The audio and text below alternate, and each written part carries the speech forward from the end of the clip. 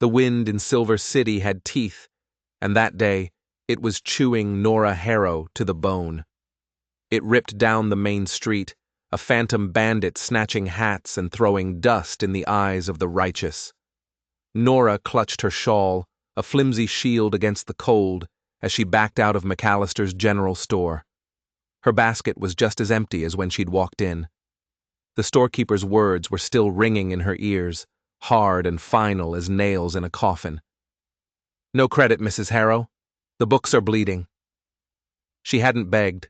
Begging was weakness, and out here, weakness was a death sentence. She'd just nodded, her chin high, even as her stomach twisted into a knot of pure dread. Back at the cabin, her boy, Thomas, was waiting. He hadn't eaten anything but a dry biscuit since sunrise. The tiny sack of oats they had left would be gone by tomorrow. She forced the thought down. You couldn't let them see the desperation. It was like blood in the water, and there were sharks everywhere. The boardwalk groaned under her worn boots. Across the street, 2 cowhands were laughing, their spurs glinting in the pale light. They were vultures, all of them. Men who saw a woman alone and saw an opportunity. Nora stared straight ahead, her face a mask of stone. She had learned the hard way how to become invisible. Her wagon and mule were waiting by the livery, the poor animal shifting on its feet, as impatient as she was to leave this place behind. She reached for the reins, the leather cracked and familiar in her hand. She had just pulled herself onto the hard wooden bench when she felt it. A sharp, violent jolt. A crack, like a bone snapping. The whole world tilted sideways. The front wheel of the wagon lurched, collapsing in on itself. "Damn it!" she hissed, jumping down just before the whole rickety thing could crash to the ground. She knelt in the dust, her fingers tracing the splintered wood of the spoke, the iron pin that had sheared clean off. It was the kind of fix her husband could have handled with a few tools and a curse. But he was gone, and she was here, with hands that knew sewing and cooking, not hammering iron back into place. The mule brayed, spooked by the lurch and the howling wind. Nora soothed it with a hand on its neck, murmuring soft words she didn't feel herself. Her own heart was a frantic drum against her ribs. She was stranded. In a town that had already turned its back on her, in a town full of whispers and watchful eyes, she would have to ask for help. The thought made her feel sick. Axle pins slipped. The voice came from right behind her. It was low and steady, calm as a slow-moving river. Nora shot to her feet, her heart leaping into her throat.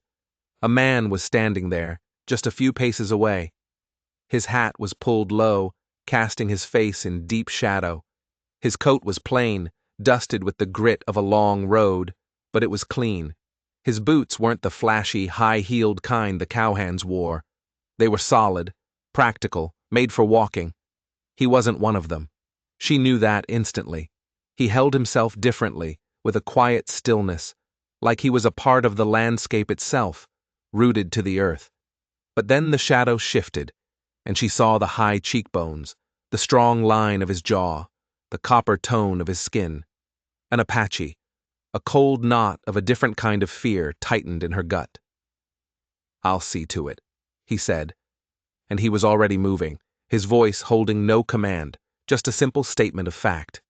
"I can manage," Nora said, her voice coming out sharper than she intended. Her hands were trembling. He didn't seem to notice, or if he did, he didn't care. He knelt by the broken wheel, his fingers moving with a slow, practiced confidence over the damaged wood and sheared metal. He didn't look at her, but he spoke again, his voice still low and even. "You'll manage to walk 5 miles home. Your boy will manage to go hungry another night." His eyes, dark and unreadable, flicked up to meet hers for a single, shocking second. It wasn't a question. It wasn't an accusation. It was a fact, and she hated him for knowing it. Hated him for seeing right through the stone mask she wore. She swallowed, the lump in her throat feeling as big as a fist. He reached for a leather pouch on his belt and pulled out a small, heavy tool. He didn't ask for permission. He just set to work, his hands surprisingly gentle as he worked the broken pin out and began resetting the wheel. His hands were scarred, the knuckles thick with old calluses, but they moved with a surgeon's precision. He tapped the new pin into place, the sound of metal on metal sharp and clear in the wind. He gave the wheel a hard shove. It creaked, it groaned, but it held. "That'll get you to the creek," he said, rising to his feet. He was taller than she'd thought. Nora pulled her shawl tighter around herself, a useless shield. "Why did you help me?" she asked, the words feeling brittle in her mouth. He looked at her, his gaze steady, then glanced down the dusty street. Because it needed doing. That was it. No explanation, no expectation. She should have thanked him. She knew she should have. But pride was a stubborn, thorny thing. It choked the words in her throat. "What's your name?" she asked instead. He hesitated, just for a beat. "Jake," he said. "Folks in town call me that." She repeated the name. Jake. It felt simple. Too simple for the man standing in front of her. His dark eyes held hers again, and there was something in them she couldn't decipher. Not a challenge, not a threat, just a weighing. He was waiting to see if she would break. She straightened her spine. "Well, thank you, Jake. I can take it from here." He gave a single sharp nod. No smile, just a quiet acceptance that seemed as much a part of him as his own skin. He stepped back, slipping his hands into his coat pockets, as if to show he was no threat. As if to show he was finished. Nora climbed back onto the wagon bench, her hands clenched tight on the reins. She flicked them, and the mule lurched forward. The wagon groaned, the repaired wheel sang a crooked song. But it held. It held. She didn't dare look back. Not right away. She waited until the wagon rounded the bend at the edge of town, where the last buildings gave way to open country. Then, she risked a glance over her shoulder. He was still there. Standing by the livery, a solitary figure against the fading light. His hat was still pulled low, and he was still watching her go. The road home was a long, lonely ribbon of dirt. The wind never let up, and with every mile, Nora's thoughts churned. The empty basket, McAllister's cold eyes, the broken wheel, but the image that burned brightest in her mind was of a pair of scarred hands, moving with quiet purpose. The image of a man named Jake, who knew she had a hungry son without ever asking. When she finally pulled the mule into the lane leading to her cabin, she saw a small silhouette on the porch. Thomas. He was barefoot, his thin frame looking fragile in the dusk. He gave a small, tired wave, his hair a wild mess in the wind. Nora forced a smile onto her face, a painful stretch of her lips, and waved back. Inside, the cabin was cold. The fire was little more than embers. The cupboards were a study in emptiness, save for the last of the oats and a few dried apples. She set her empty basket on the table. Thomas looked at it, then quickly looked away. He was only a boy, but he had already learned not to ask the questions he knew she couldn't answer. She pulled him into a hug, burying her face in his hair, breathing in his scent. "We'll manage, little one," she whispered, the words a hollow lie. "We always do." That night, the wind screamed like a banshee at the shutters. Thomas slept, curled into a tight ball under a thin quilt. But Nora lay awake, staring into the darkness, her eyes fixed on the rough-hewn rafters above. She tried to think about McAllister, about the credit she'd been denied, about the coming winter. But her mind kept drifting back to the stranger in town, back to the quiet man with the scarred hands who had fixed her wagon and looked into her soul. Jake. A man who knew too much. The night descended like a shroud, cold and heavy, settling deep in your bones. Nora added another piece of piñón to the fire, the wood hissing as it caught. The only sound in the cabin was the crackle of the flames and the ragged, shallow breathing of the boy on the cot. Thomas was burning with fever. His cheeks were flushed a painful red, his small body tossing restlessly under the quilt. She dipped a cloth in a bucket of cool water, wrung it out, and gently laid it across his forehead. He sighed, a tiny, broken sound, and for a moment he was still. Her own stomach was a hollow, aching void. She'd boiled the last of the oats for him, making it thin, more a watery gruel than a meal. She hadn't taken a single spoonful for herself. Hunger was a familiar ache, one she could endure. Watching a child waste away was a torment she couldn't bear. Then she heard it, a yipping cry from beyond the cottonwood trees. Coyotes. The mule in the lean-to brayed, a nervous stamping sound. Nora's blood ran cold. In a single motion, she was on her feet, grabbing the old rifle from its pegs on the wall. She flung the cabin door open and stepped out onto the porch, the cold air hitting her like a slap in the face. The moon was high and bright, casting a ghostly silver light over the frost-covered grass. She heard a panicked squawking from the chicken coop, the flutter of wings, then a sickening snap. A low growl. "Damn you," she whispered, her voice a venomous hiss. She raised the rifle to her shoulder, the cold stock pressing against her cheek. But they were too fast. Phantoms in the moonlight.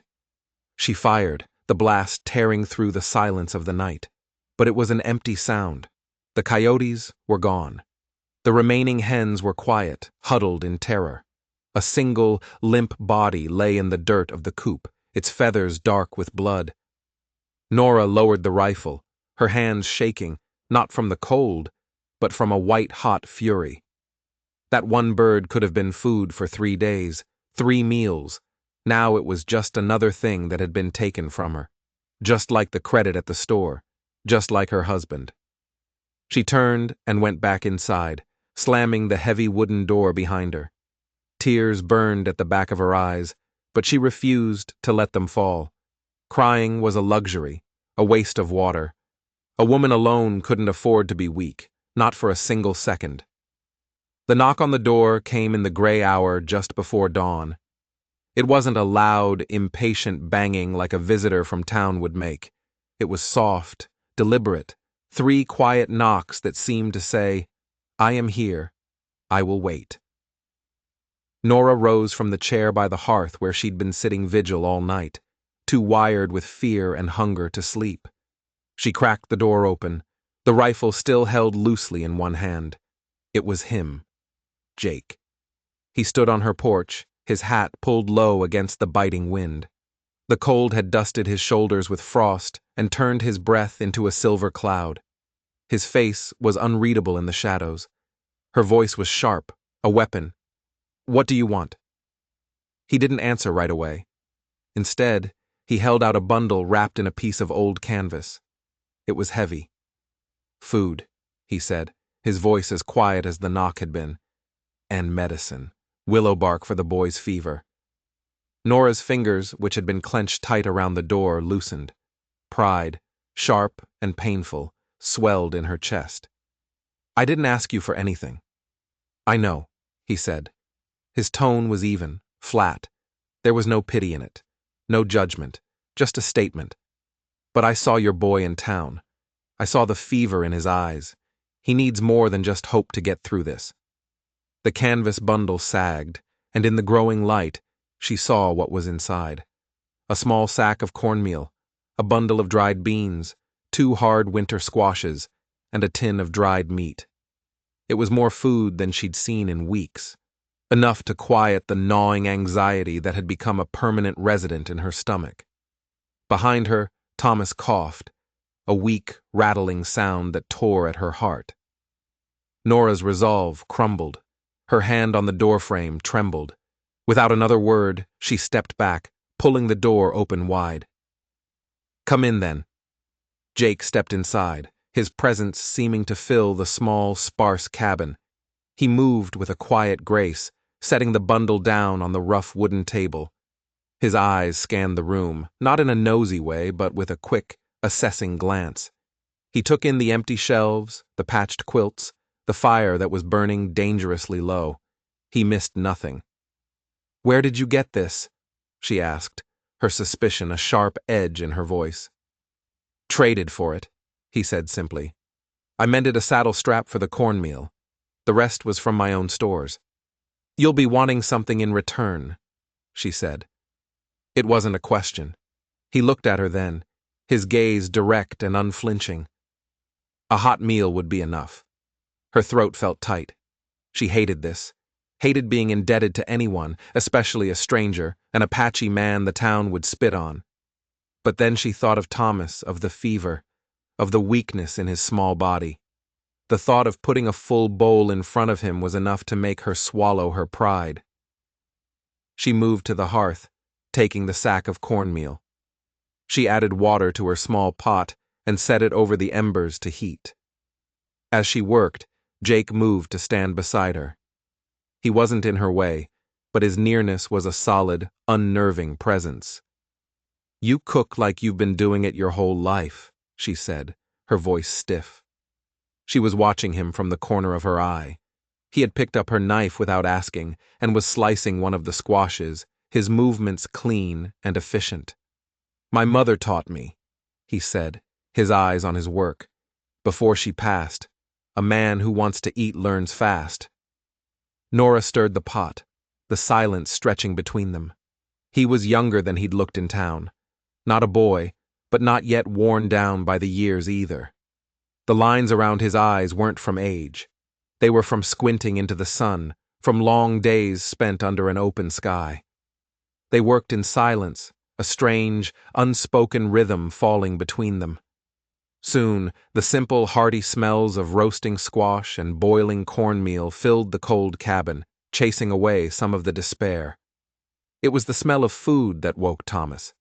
His eyes were still glassy with fever, but he pushed himself up, sniffing the air. Aunt Nora? What's that? Breakfast, she said, her voice softer now, forcing a cheerfulness she didn't feel. She helped him to the table and set a steaming bowl in front of him.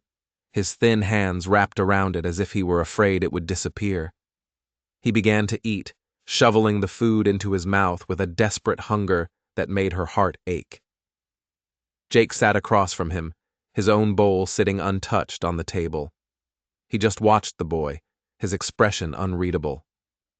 You should eat too, Nora said, her voice firm.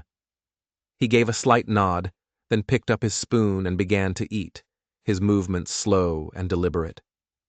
When the meal was over, the sharpest edge of their hunger blunted. The cabin fell quiet again. Nora gathered the empty bowls and took them to the basin to wash. Jake sat at the table, his hands resting on his knees. He wasn't fidgeting. He wasn't trying to fill the silence with useless talk, the way most men did. His silence was a solid thing, a presence all its own. You told me in town you had a wife once, Nora said, her own voice surprising her.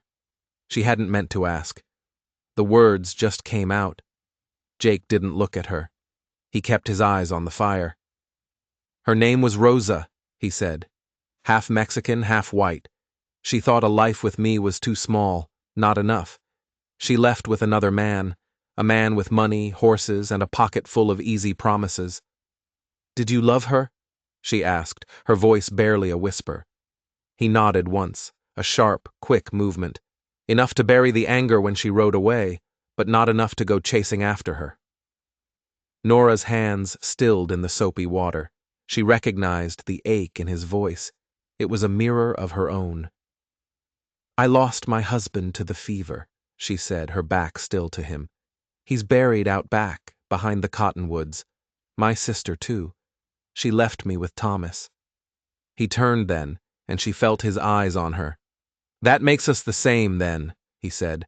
Both of us left holding what others couldn't carry. She opened her mouth to argue, to deny it, but she couldn't. The truth of his words hit her with the force of a physical blow. She didn't want to be the same as this man, but she was terrified that she already was. Thomas, his belly full for the first time in days, had crawled back onto his cot and fallen into a deeper, more peaceful sleep. His breathing was already less ragged. The willow bark was working. Nora dried her hands and sat down at the table, across from Jake.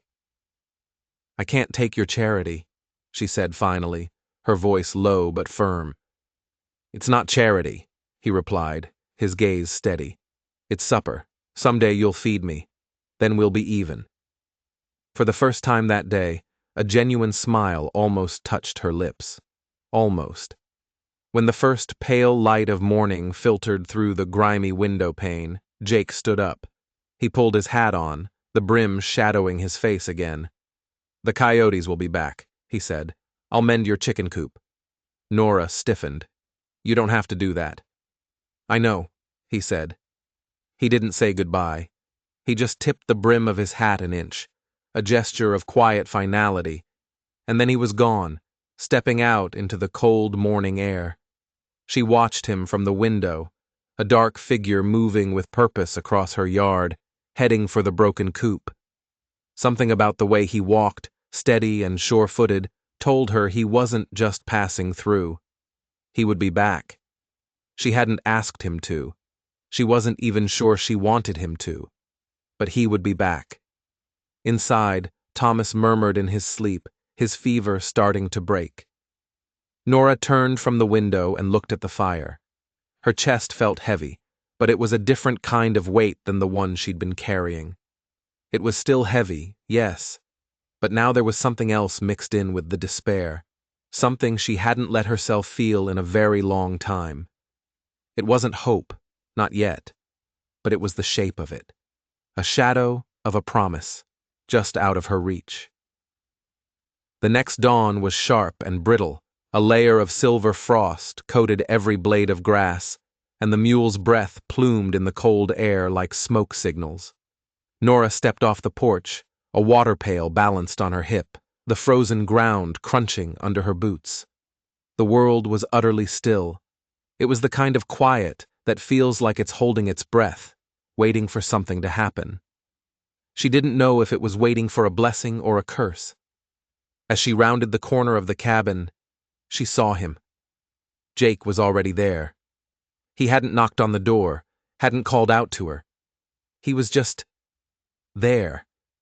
He was crouched by the broken chicken coop, an axe in one hand and a freshly cut cedar plank in the other. He was working as if this was his land, his coop, his problem to solve. "You move quiet," Nora said, setting the heavy pail down with a thud.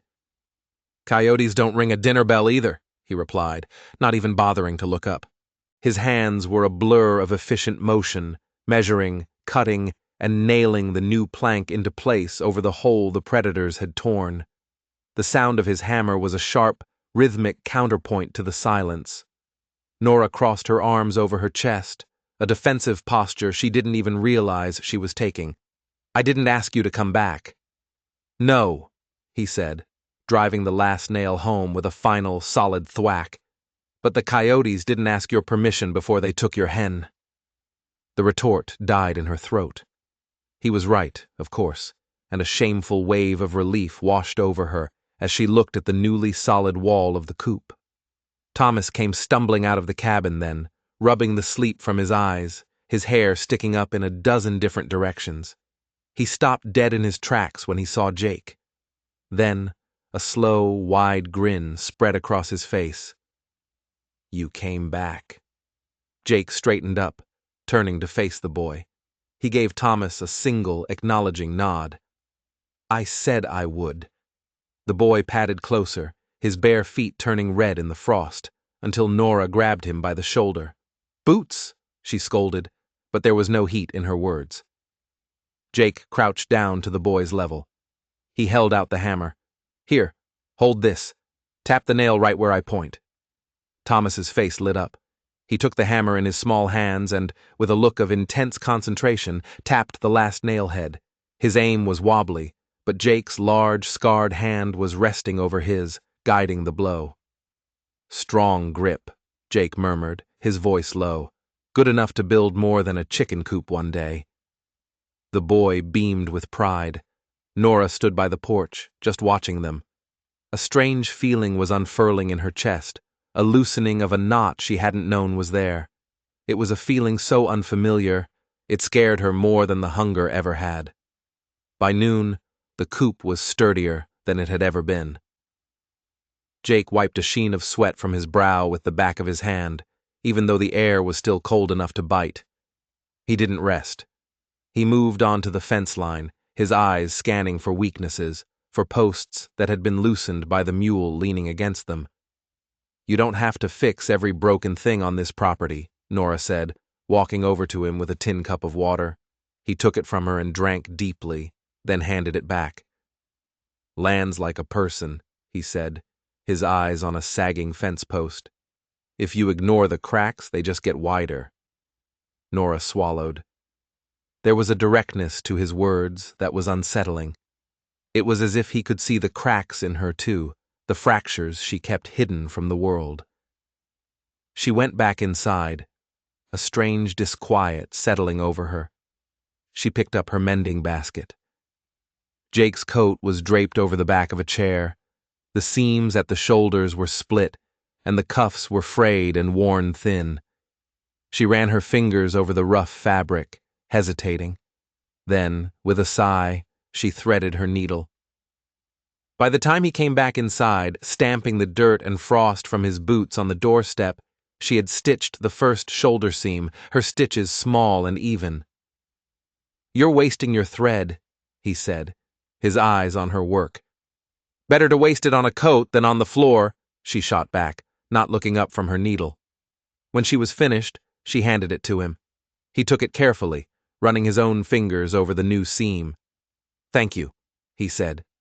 Just 2 simple words, but he said them with a weight that made them feel like they meant more. They fell into the silence of the cabin, like a stone dropped into a deep well. That afternoon, the sky turned a bruised, angry gray. The wind picked up, howling through the cottonwoods, carrying the sharp metallic scent of a coming storm. Nora felt it in her bones. This wasn't just a shower.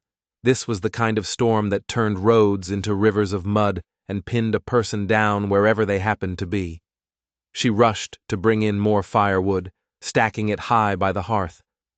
By dusk, the heavens opened. Rain came down in blinding sheets, slashing against the windows.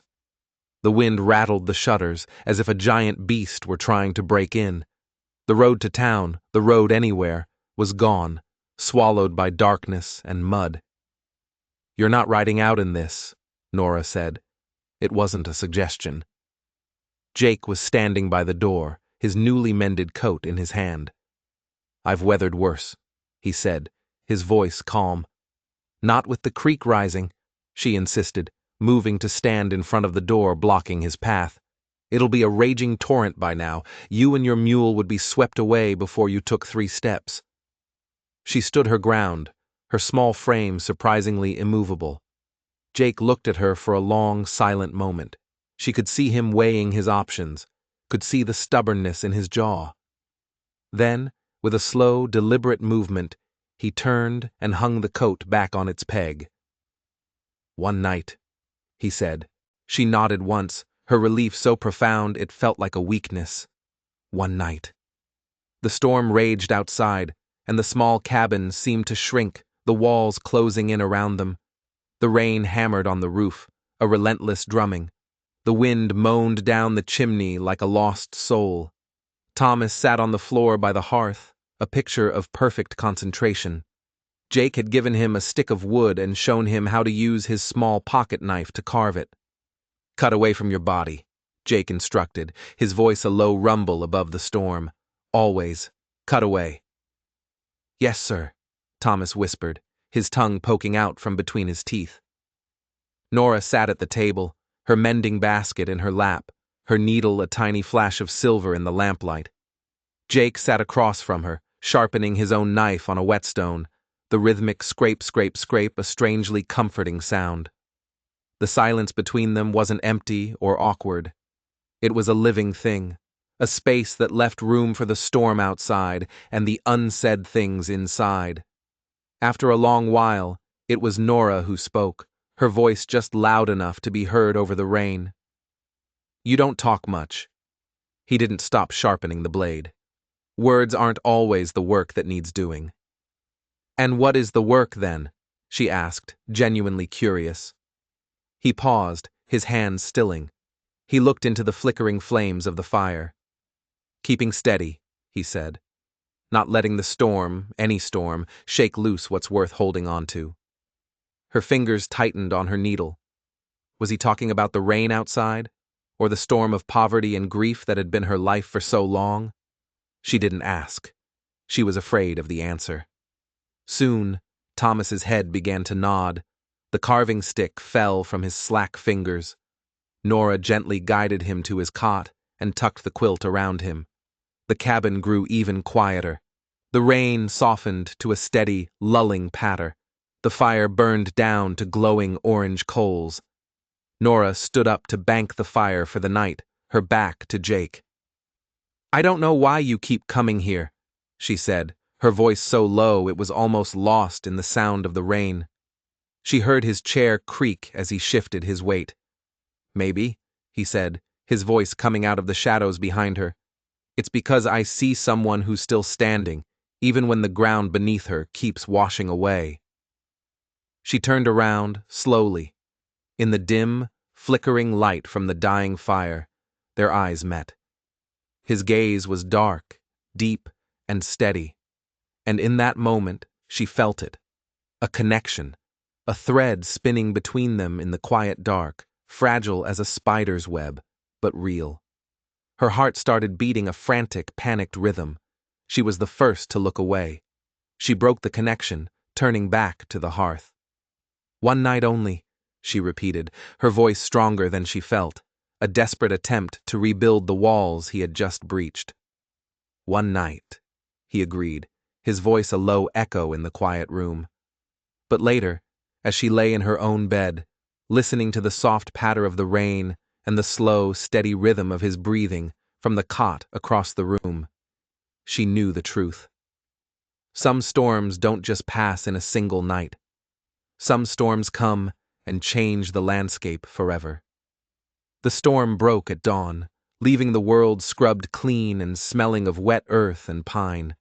Water dripped from the bare branches of the cottonwoods like tiny, shattered diamonds. The creek was swollen, a muddy, churning serpent carrying a freight of twigs and leaves. Nora stepped onto the porch, pulling her shawl tight against the sharp morning air, and just breathed. She hadn't slept. Not really. Lying in the dark, listening to the steady presence of another person breathing in her small cabin, had been too strange, too unsettling. It was a comfort she hadn't realized she was starving for, and that knowledge was terrifying. He was already outside. Of course he was. He was kneeling by the mule, his dark head bent as he checked the harness, testing the places where the old leather had started to fray. His movements were never wasted. Each pull, each knot, was precise and deliberate. "You rise before the sun," Nora said, her boots making no sound on the damp wood of the porch. He didn't look up from his work. "The light comes, whether you're ready for it or not. Best to be on your feet to meet it." Thomas came tumbling out of the cabin behind her, his boots only half laced, his hair a mess. He ran straight to Jake, clutching the stick he had been carving the night before. "Look, I made a notch, a clean one." Jake stopped his work and took the stick. He examined the small cut with the seriousness of a master craftsman inspecting an apprentice's work. He nodded once. "Clean cut," he confirmed. "You kept the line straight." Thomas puffed out his chest, his grin stretching from ear to ear. He tagged along as Jake moved to the fence, listening with rapt attention as the man explained how to test a post to see if it was still solid in the wet ground. Nora watched them from the porch, her arms crossed tight against her chest. She was caught in a war with herself, torn between a profound gratitude and a sharp, protective fear every time she saw her boy look at Jake with that dawning, innocent trust in his eyes. Later that morning, after Thomas was settled inside with his slate and a piece of chalk, Nora found Jake on the porch, mending the broken harness strap. She stood before him for a moment, gathering her words. "Jake," she said, her voice careful, That's the name you use in town. It's not your real name, is it? His hands, which had been deftly weaving a leather thong, went still. He slowly lifted his head, and his eyes searched her face as if he were trying to decide if she was worthy of the truth. Nietzsche, he said at last. The name was soft, the syllables round, like stones smoothed by a river. It felt ancient. She repeated it, her voice a whisper. Nietzsche. It means the arrow that does not break, he explained, his eyes dropping back to his work. My father gave it to me. He said a man should be able to bend with the wind, but he should never snap. Out here, most folks find Jake easier to say, easier to swallow. Do you prefer it? She asked. He considered the worn strap in his hands for a long moment. A name is more than a sound, he said. Jake is a coat I wear. Nietzsche is my skin. The cabin was silent for a beat. Then I'll call you Nietzsche, she said softly, when it's just us. His eyes met hers again, and for a fleeting second, she saw something flicker in their depths, something soft and vulnerable that was gone as quickly as it appeared. As you will, he said. That afternoon, a quiet intimacy settled over the cabin. Thomas was hunched over his slate by the fire, painstakingly tracing his letters. Nora sat mending a tear in the boy's shirt. He isn't mine, she said suddenly, her voice steady, though her hands trembled slightly. She didn't look up from her sewing. Thomas, he was my sister's boy. The fever took her and my husband in the same week. There was nobody else, so he became mine. She took a deep, shaky breath. I was never able to have children of my own. Nietzsche sat across the room, watching the fire. The only sound was the crackle of the flames. You have raised him well, he said at last, his voice a low rumble. She swallowed hard, the needle shaking in her fingers. Some days, I feel like I'm failing him, that he deserves more than this, more than me. Nietzsche leaned forward then, resting his elbows on his knees, his dark eyes intense. Children need less than we think, he said, a warm place to sleep, food in their bellies, and the truth in their ears. He has all three of those things with you. Her eyes shot up to meet his, startled by the simple, unwavering certainty in his voice. She wanted to believe him. More than anything, she wanted to believe he was right.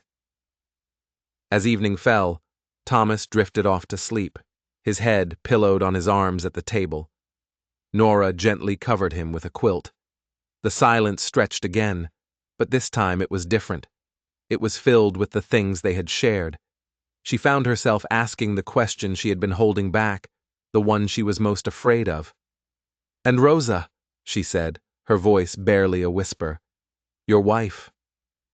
His jaw tightened, a subtle flexing of the muscle, but his gaze didn't falter. She wanted things I couldn't give her, he said. Fine dresses, a house with glass windows, a man with a jingle in his pocket.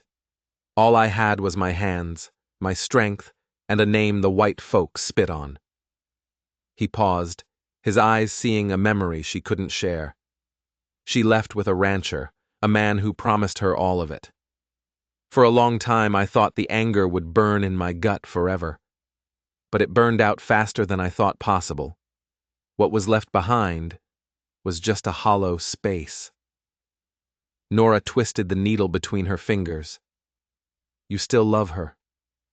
No, he said, and the word was so simple, so final, it took her breath away. I loved the idea of her. And ideas don't keep you warm when the snow comes. Her throat ached. She knew that feeling all too well. The idea of the life she was supposed to have, the husband she was supposed to grow old with, the children she was supposed to raise. All of it stolen by sickness and turned to dust. Nietzsche shifted, his eyes holding hers. And you? He asked, his voice gentle. Do you still love the man you lost? She set her sewing aside, carefully folding the small shirt. I loved who he was, she said, but that man is in the ground, I love the memory of him, I suppose. But the man is gone. They sat in the quiet, two survivors sitting in the wreckage of their past lives. They were bound not by what they had, but by what they had both lost. The days that followed found a new rhythm. Nietzsche would arrive with the sun each morning. He never asked. He just appeared and set to work, mending the fence, clearing stones from the small patch of land she used as a garden, showing Thomas how to read the tracks of rabbits and deer in the damp earth. Nora found herself watching him more and more. She watched the way his hands were never idle, yet never rushed. She watched the way he would sometimes stop and lift his head, listening to the wind as if it were whispering secrets only he could understand. But their quiet world couldn't stay hidden forever. When she went into town for salt and flour, the whispers followed her like a shadow. Mrs. Dillard, the woman who ran the dry goods store, leaned over the counter, her face a mask of false concern, her smile thin as a razor's edge. "People are talking, Nora," she said, her voice a conspiratorial hiss. "About that. Apache, the one who's always hanging around your place. It isn't proper. Folks are starting to wonder." Nora felt a hot flush of anger creep up her neck. She forced herself to stand tall, to meet the woman's prying eyes without flinching. "It means my fence is mended, and my boy has food in his belly," she said, her voice cold and even. But the woman's words were like poisoned darts. They stuck in her, and she carried them all the way back to the cabin. The world outside her small patch of land was a hostile place, and it did not forgive. That evening, as the sun bled orange and gold across the horizon, Nietzsche was leaning against the porch rail, carving another piece of wood. Nora came to stand beside him, wrapping her shawl around her as if for protection. "The people in town are talking," she said, skipping any preamble. He didn't look up from his knife. "They always do. It could mean trouble for you. For us." "Does their talk trouble you?" he asked, his voice quiet.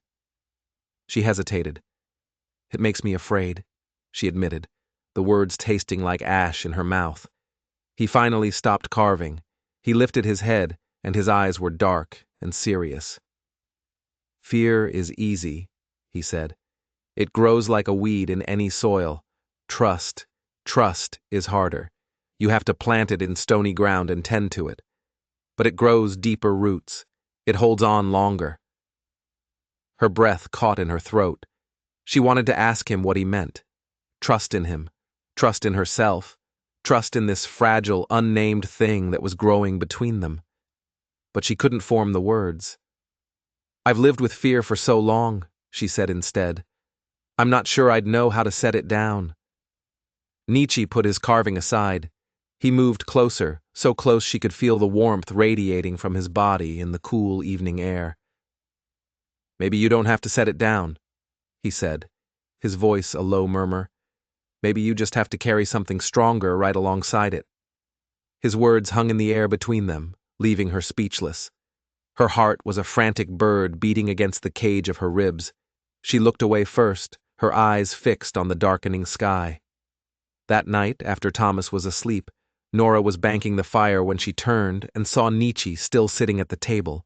His eyes were half closed, as if he were listening to the night.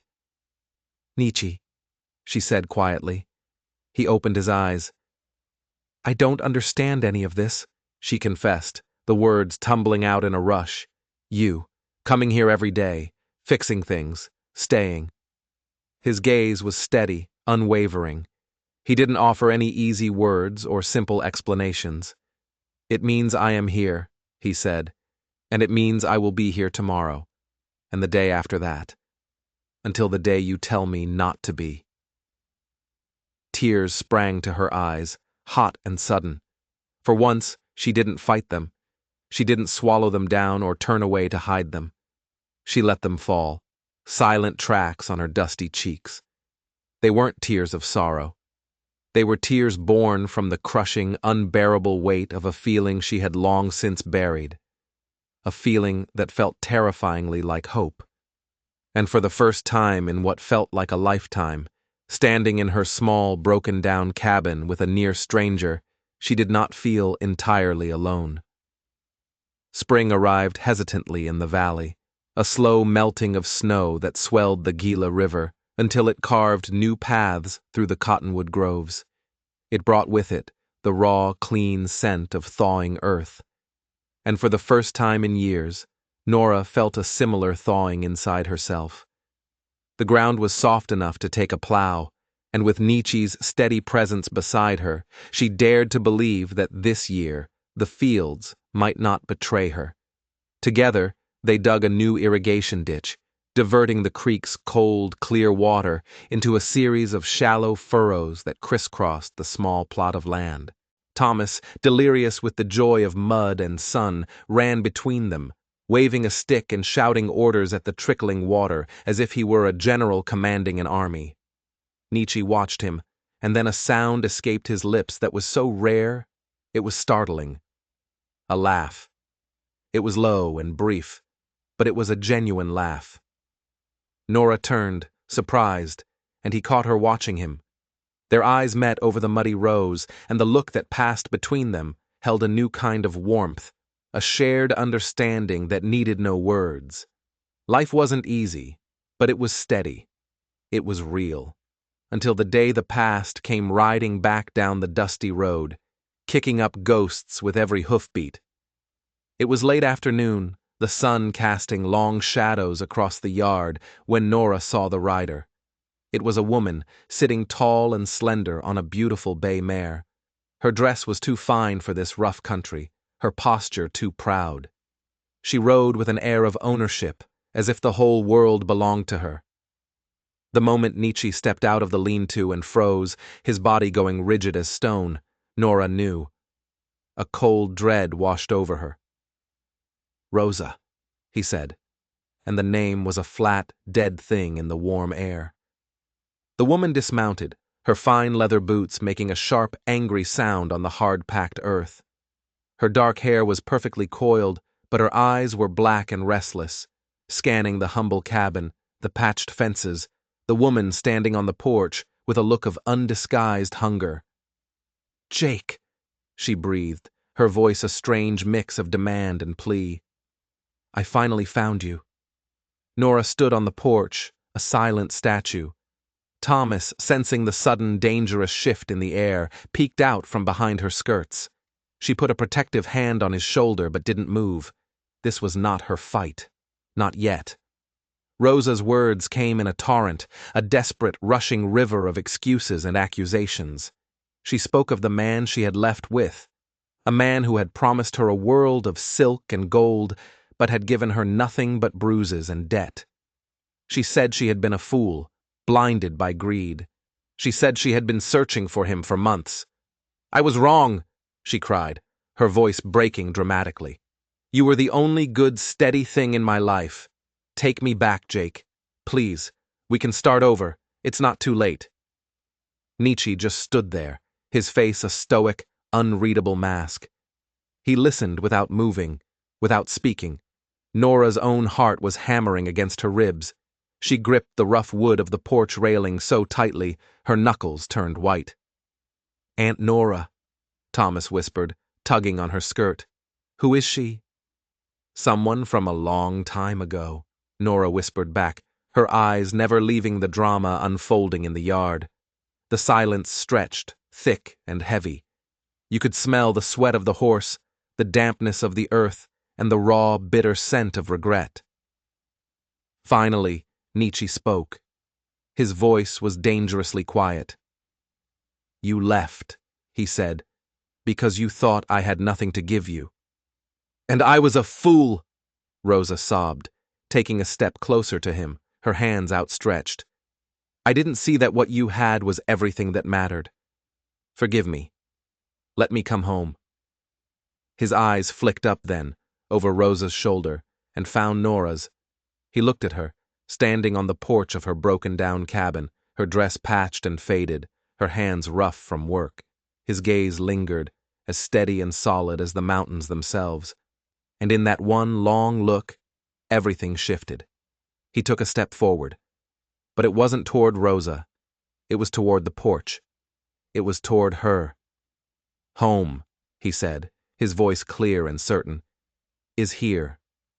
And then, right there, in the middle of the dusty yard, with the setting sun as their witness and his past staring in disbelief, he reached up, took Nora's face gently between his scarred hands, and he kissed her. It wasn't a tentative, questioning kiss. It was a kiss of certainty, of belonging. A promise made not in words, but in a language far older and more true. Nora's world tilted on its axis. Her breath caught in her lungs. For a dizzying second, she forgot how to breathe. She hadn't been touched like this, hadn't been held like this, in years. A wave of 1,000 emotions washed over her: shock, fear, and a terrifying, brilliant surge of joy. Her hands trembled, but she didn't pull away. She leaned into it. Behind them, Rosa made a sound, a choked gasp, as if she'd been struck. Tears, hot and angry, streamed down her perfect face. "You choose her," she whispered, her voice laced with venom and disbelief. "Over me? After everything we were?" Nietzsche broke the kiss but didn't let go of Nora. He kept one hand resting on her arm, a silent anchor. He turned to face Rosa. "What we were is a ghost," he said, his voice devoid of anger or pity. "What I have now is real, and I will not walk away from it." For a long, terrible moment, Rosa just stood there, frozen. Then, with a strangled cry of fury, she spun around, leaped onto her mare, and galloped away, disappearing down the road in a cloud of angry dust. The yard was suddenly, deafeningly quiet. Nora's heart was a wild drum in her chest. Her lips still tingled from the kiss. She felt dizzy, unmoored. Thomas stared, his eyes wide with a child's simple astonishment. Nietzsche let go of her arm and knelt in the dirt in front of the boy. "Thomas," he said, his voice gentle, "you asked me who that woman was. She was someone who left." He looked from the boy to Nora, his gaze locking with hers. "I am someone who stays." Thomas looked at the tall, quiet man kneeling before him. He looked at his aunt, whose face was a mixture of tears and something he had never seen there before. Then he reached out his small hand and placed it in Nietzsche's large, calloused one. It was all the answer that was needed. That night, the small cabin seemed to glow from within, the lamplight pushing back the darkness. The storm of the afternoon had passed, leaving behind a fragile, trembling peace. Nora moved as if in a dream, her thoughts a tangled mess. She felt lighter than air, and at the same time more grounded than she had ever been. Nietzsche sat by the hearth, the rhythmic scrape of his knife on a whetstone the only sound. When she finally found her voice, it was barely a whisper. "You didn't have to do that," she said. In front of her. He looked up, his eyes catching the firelight. "Yes," he said. "I did. Some truths need a witness." She swallowed, the knot in her throat finally loosening. "And what truth was that?" He set the knife and stone aside. He leaned forward, his expression serious. "That this is my choice," he said. "This cabin, this land, you, the boy. This is the place I stop walking." The tears came again, blurring the edges of the room. She turned away, fussing with the kettle on the stove, trying to hide the wave of emotion that threatened to overwhelm her. "You mean it?" she whispered, her voice choked. "Yes," he said. The word was simple, solid, an anchor in the swirling chaos of her heart. Later, after Thomas was asleep, Nora stepped out onto the porch. The night air was cool, and the sky was a black velvet blanket scattered with a million stars. She stared down the road where Rosa had disappeared, a faint trace of dust still hanging in the air like a ghost. She heard his soft footsteps on the wood behind her. He came to stand at the railing, his solid presence a comfort in the vast darkness. "She won't be back," Nora said. It wasn't a question. "No," he agreed. "But it wouldn't matter if she did." Nora took a deep breath, the sharp, clean air filling her lungs. People will talk even more now. He turned to her, his hand coming up to gently brush a stray strand of hair from her cheek. His touch was electric. "Let them talk," he said, his voice a low rumble. "Their words can't change what is true. Not in here." He tapped his chest, then gently touched hers. She closed her eyes, just for a second, leaning into his touch, letting it steady her. When she opened them again, the stars seemed sharper, brighter, and for the first time, she truly believed that the ground beneath her feet might actually hold.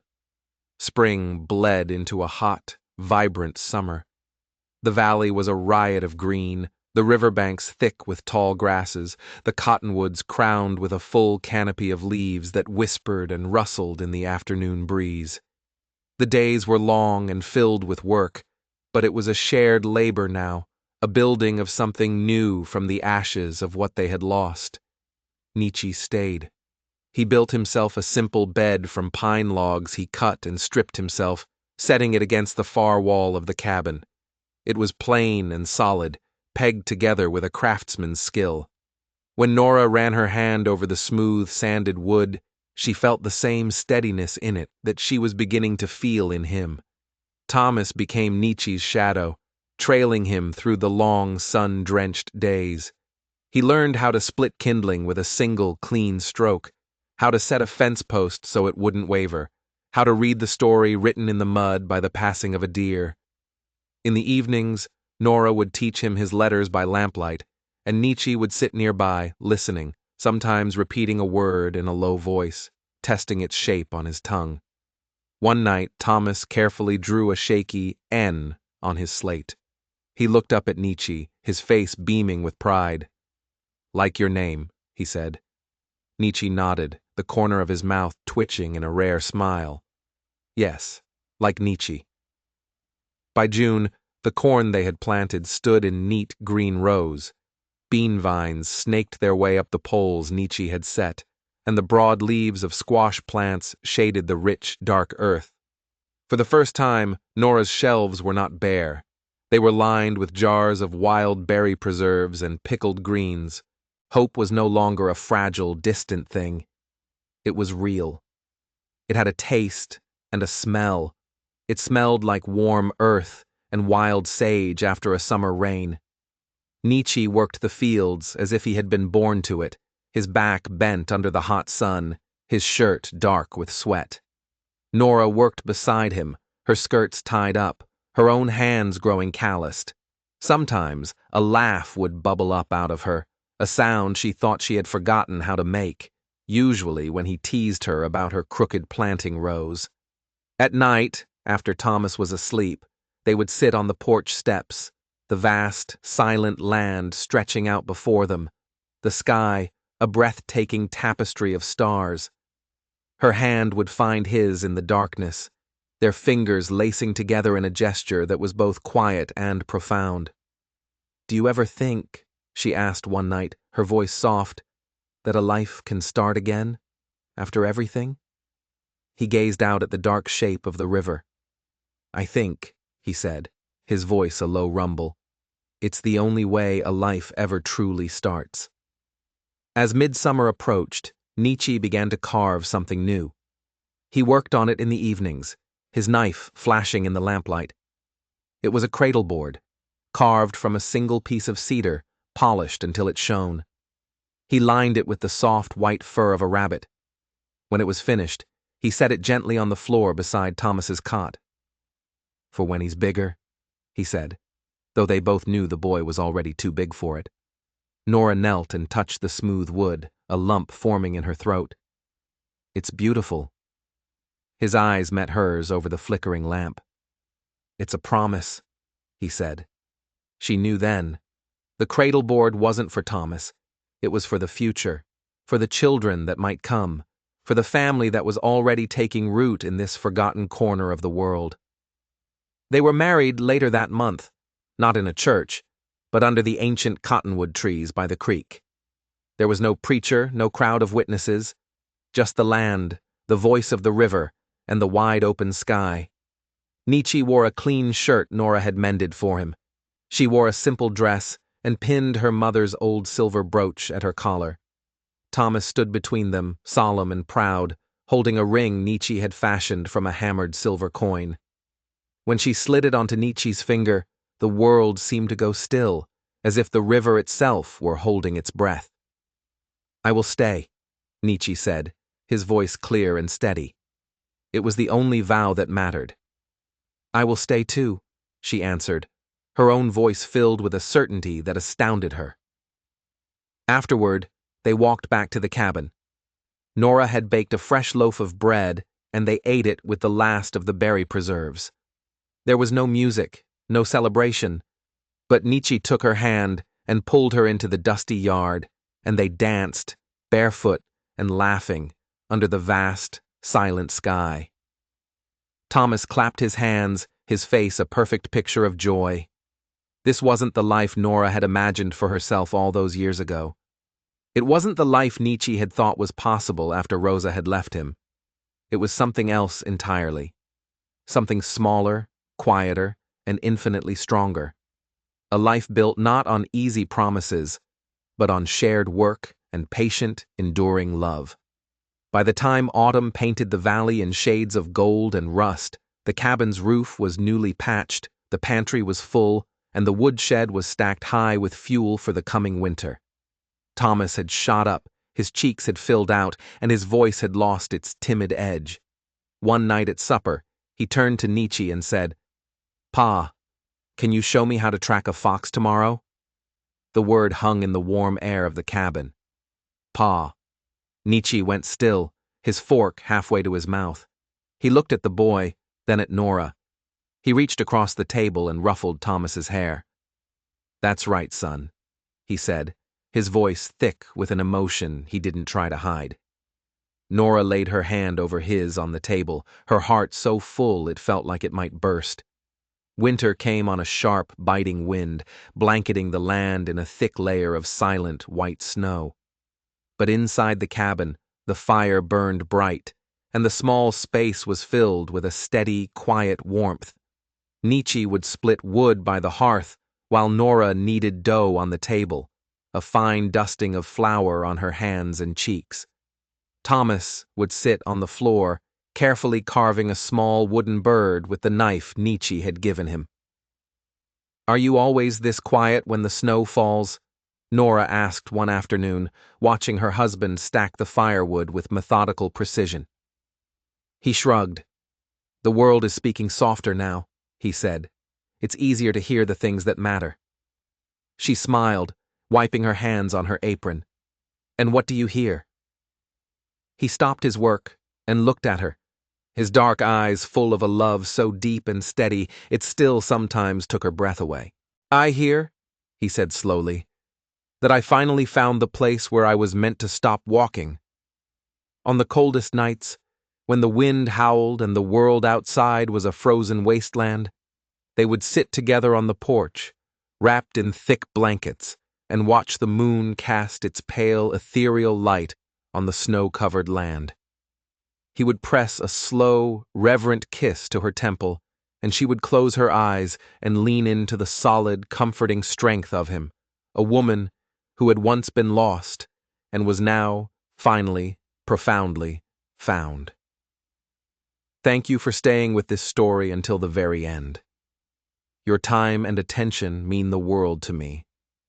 If this journey of healing and hope resonated with you, please consider giving this video a like and subscribing to the channel. It's the best way to make sure I can continue to bring these stories to you. I'd love to hear your thoughts in the comments below.